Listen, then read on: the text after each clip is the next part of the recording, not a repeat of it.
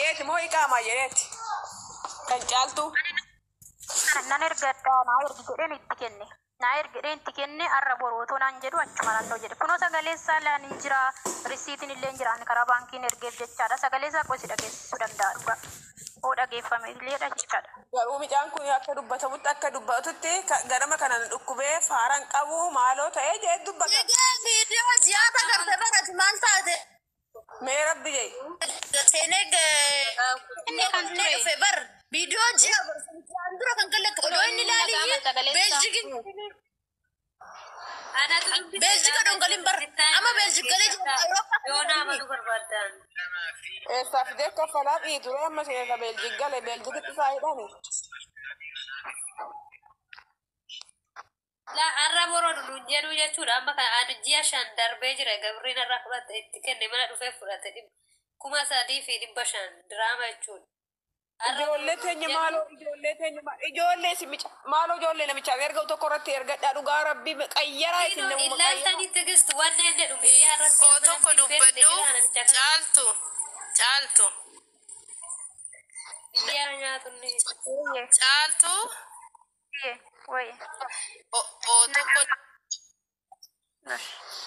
ilaa tigisti fi ganniina dhaggeeffadhaa tokko dhugaa rabbii kan directiin bilbileef beektu bilbila duratti cufatee gabadee ji'a lama guutee jira guyyaa 30 asini kennan jedhe hundaan amma guruppii ne ugaa dhaggeeffannu jechuudha. Inni guyyaa 30 saniin garuu tikkeetti kutatee kara biyyaa galee biyya kara Awurooppaa deemee jechuudha. Afaan isaatiin naan jedhe anatu waraabe sagalee san amma Awurooppaa kan galee 7 guutee jira. Itoophiyaa ji'a tokkoon guutee. Maaliyaa inni Amaara moo Oromoo midhaan kun? Oromoodha malee Oromoo nama fakkaatee nuti. Maali si Amaaratti ergadhame biyanani Oromoon mee biyaname Oromoon hattuudha mee sobdee baalaa maataa benañ. Ilmoo lukkoo. Tasganii gisee deemu kana dhugaa seene maal goona reena maama nama seene. Baalaa maataa benañ maataa mana kan mormatti siyaasi liksu dhugaa rabbii siin ijoollee Oromootti. Dhugaa ijoollee Oromootti tomaan kennina ijoollee Oromootti kaargoon ergina ijoollee Oromootti irraa paantiin bitadhu paantiin. Bilis taraa nu kennaa Nama turre jira amma guurratee hanga walumaa galatti. Hundumaa miti kan akkas godhu tijii koo. Hunduma rabbi hunduma gambeetti ergaa jira ergatti gambeettis ergachaa caaltu hunduma jeenaa hundumatu Oromoo. Aadaa Waaqayyoo taraa nu kennaa nus nyaatamnee jirraati. Ishee haasaa dubbata. Nus hubanne. Namoonni unaata rabbi miret keessa jirtan nu qaba bakka jirtanitti nyaatamneerra dhugaa nuun immoo faateen nu nyaate. Mee isinis waan duratti murteessaa dhugaa rabbii isin immoo faaxee yoom nyaattanii faaxee nyaatamuu malee yoom nyaattiti. Yoom nyaatte beekti jedhan. Gaabreelli dirree nu nyaatte nuunillee anillee kun osinitti hima. Mucaan kunillee dhugaadha nama nyaatteera garuu dhiifama gaafateenillee.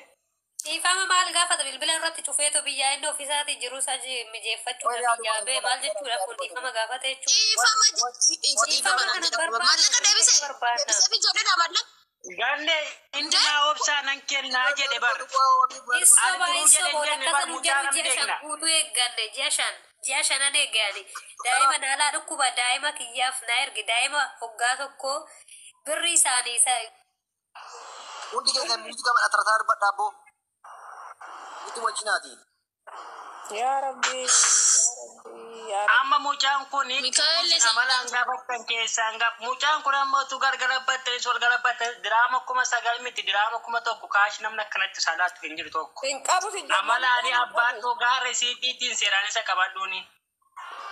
Malee gargarabannaan ganne dhugaa simmeti keessa galtanii fayyuma waliin jeekina. Diraamni 9 kod hojii waggaa tokko dabar.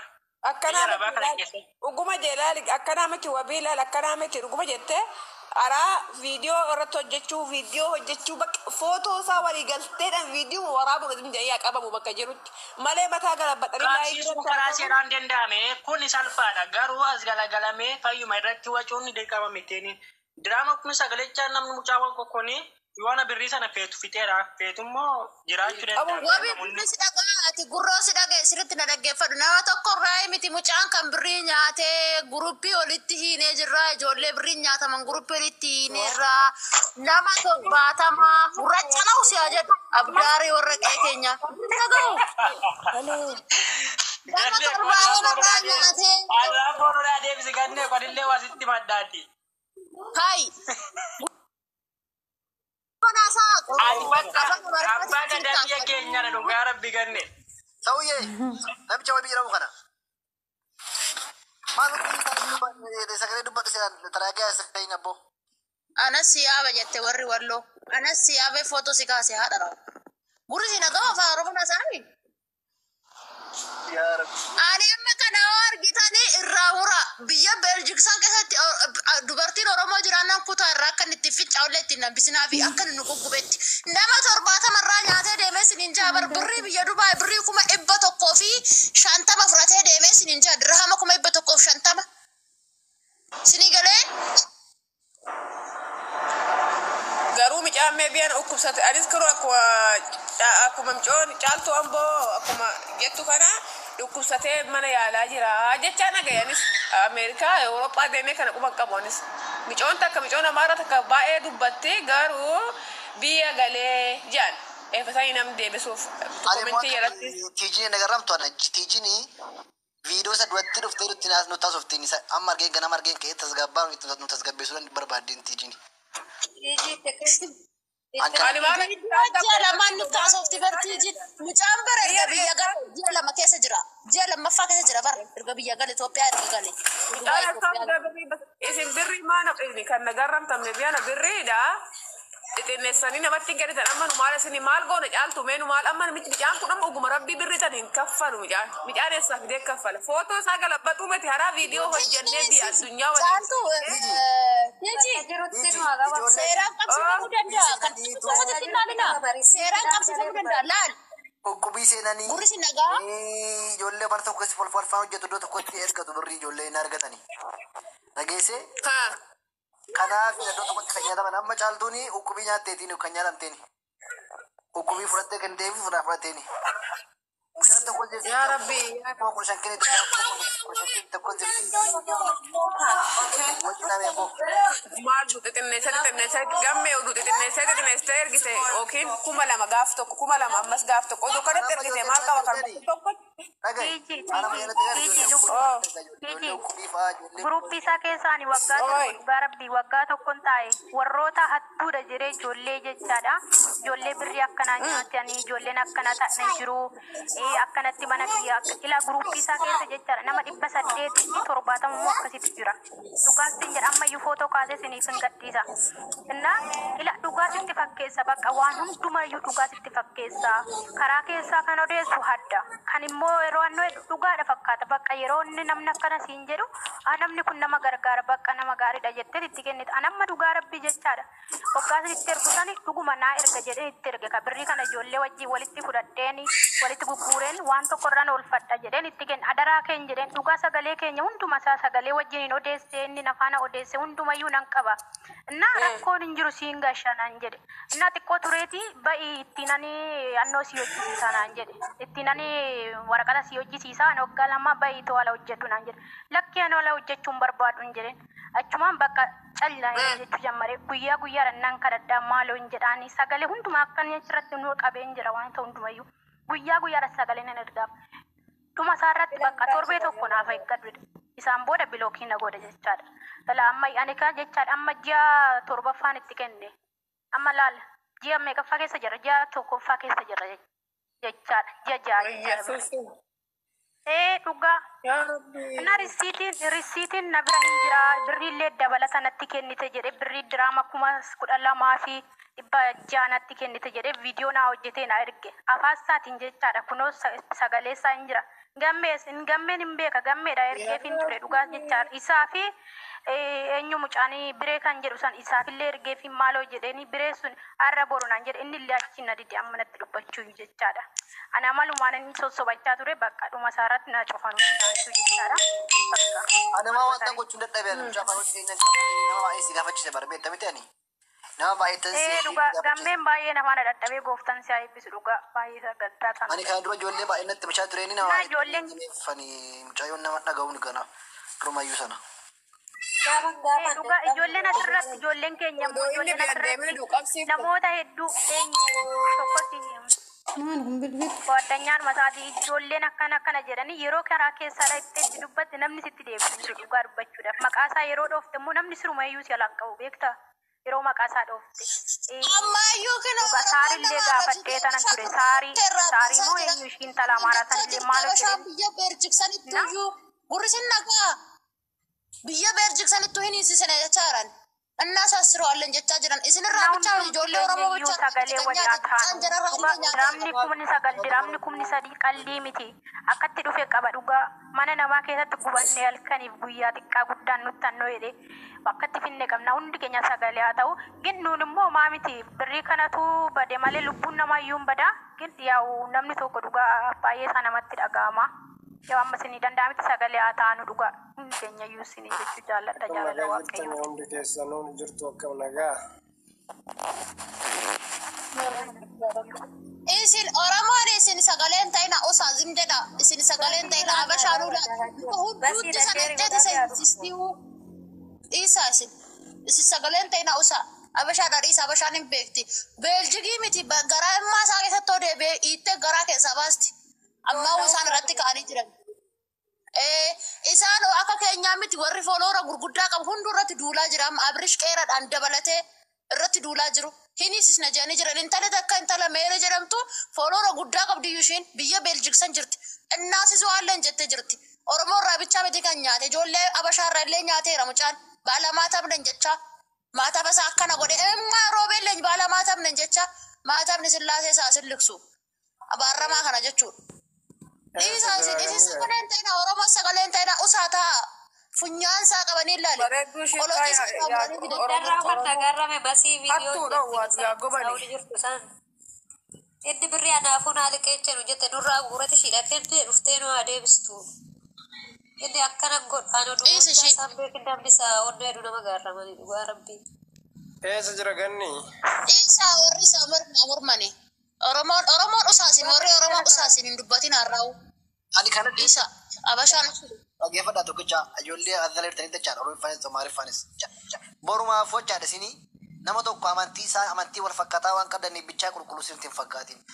Oromummaa bichaa waan qabuudhaaf namni tokko qulqulluu isinitti hin fakkaatin. Kana jettanii goyoomsitanii yeroo baay'een saamamnii naasin. Nama tokko karaa namaatiin nama karaa namaatiin dhaqaatii namarraa nama sanatti qarshii kenna karaa namaatiin. Sababii isaa nama sana qabattallee deemteetu. Ortodoksii waan ta'eef musliima machaa waan ta'eedhaaf yookiin immoo Oromoo waan ta'eef kufa bichaadha jettee gannaba keessatti kennite amantiin keessi hin deebisuuni.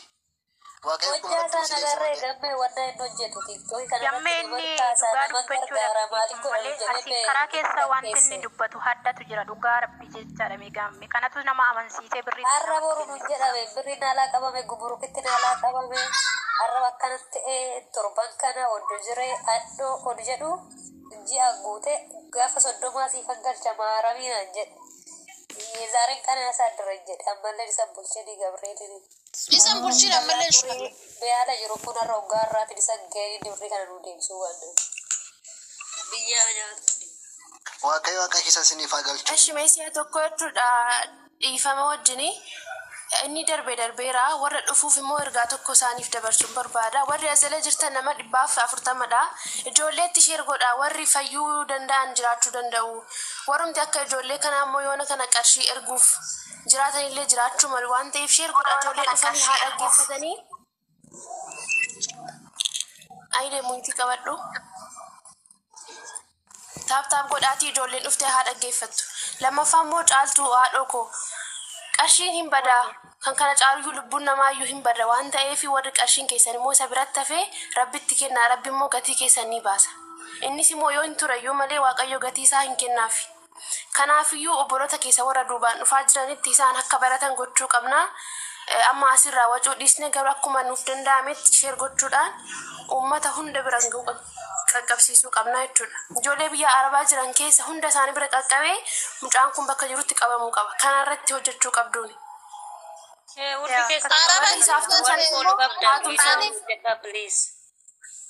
caaltuu amboo Mucambar biyya Arabaa keessaa bahee jira barbar. Mucambariyyee goota baay'isee mucambar birrii namaa walitti qabatee bara Awurooppaa deemee ijoolleen irratti hojjettee jennaan bakka jirutti ni qabama. Bakka jirutti Maaliif ijoolleen qabsiisna jechaa jiru. tiktookii Rabbuu isaa baay'een qabu isaanii waan biyya Arabaa keessa jiru waan ta'eef.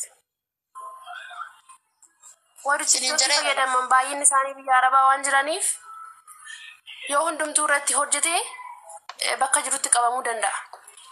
Nagaan Waaqayyoo siif haa baay'atu. Siifisaa baay'atu. Bakka jirutti qabamuu danda'a. Caalii koggeen beektaa wanti ta'e namas ijoolleen keenya hin dhoksu hin dubbatan namatti.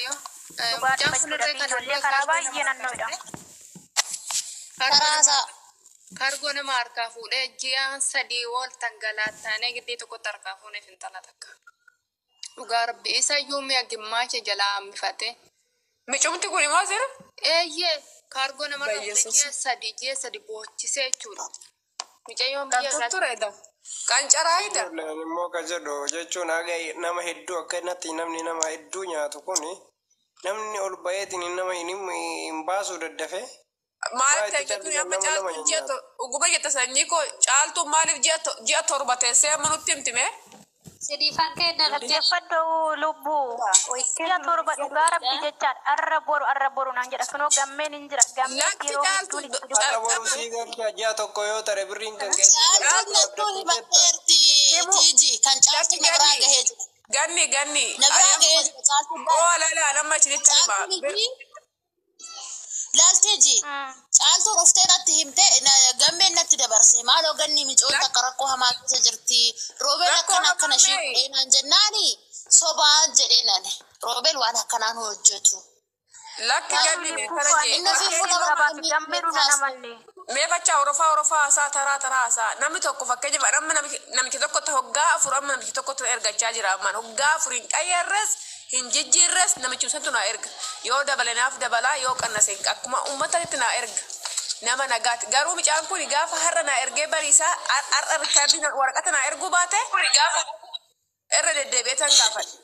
Maaliifin annan horaga waan kee dafqee akka fiden beekaadhu hamma guyyaa lama buluun eeguwan har'a naaf ergaa hamma galgalaa itti nan eega borganama hin jiru na bira bultiin hin jiru daariitti naa erga 4,000 3,000 2,000 maaliifin eefa inni tureetti immoo guyyaa lama bulee sadi bulee afur bule gadi baatee oduu dubbatte namni torban kunis hin nyaatamu namni biraatis hin qabama inni tuduu biyyan galiin qabama atin bakka isuma amantee ishii bakka intifan ergasiin jee torban lama guyyaa tokko hamma inni si bulchee hamma inni ji'a torban ji'a lama hamma inni taa'u osoo gadi baatee dubbatte namni torbas hin nyaatamu dabalataan immoo namni isin qabama biyya isin galu micaan.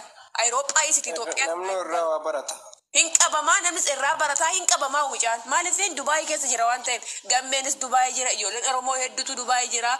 Ati birrii hamma naan nyaatte yaanii qabsiisuu danda'an. Yoo isin madaa keessan uffattanii jettanii uduma isin dhukkubuu uffattan nulee isin tuqnee isin gaafannamoo ganaa ji'a tokko bakka gaheetti ganaa torban lama bakka gaheetti ganaa bakka ji'a sadi ji'a lama gaheetti gadi baatanii Oromoo maalan ta'a amma inni Ayirooppaa deemee akkitti ganaa yoo wal geessanii amaarra akkitti qabsifte malee eenyutu shimbiroo irraa kaasaa micaa kana amma dhuguma rabbi yoo dubban. Sababni isaa isin daftanii himattanii gara keenya. Daftanii himattan madaa keessan obboleessuma keessanillee yoo ta'e daftanii himattan waan isin rakkise guyyaa tokko gizee oolee guyyaa lama gizee oolee lakkii Oromoo namni kun akkana godhe yaani bakka adda babaayii si baasamoo naaf kennita waan koo torbee tokko si eeggachuun sirrii guyyaa lama namaa eeggachuun sirrii. Ji'a haganaa teessanii amma ganaa birrii hamma kana ani birrii 3,000 4,000 irraan ergu sanuyyuu guyyaa takkan bulchuun. Kuma tigiste jechuun nama wanni an kana jedhee maaliif si fakkaate? Malee jechaadha amma si harkaa fuudhutti jechaadha dhugaa afaan damma dibata. Nam beekame Afaan damma dibata. Isaan booddee jechaadha bilbila caaltuu meeyani situ balleessechaan jiru eeffasi mee'akkilisa isa taafuu nam beeka. Garuu eeffasirraa fuudhee daftee himachuu qabda caaltuu daftee himachuu.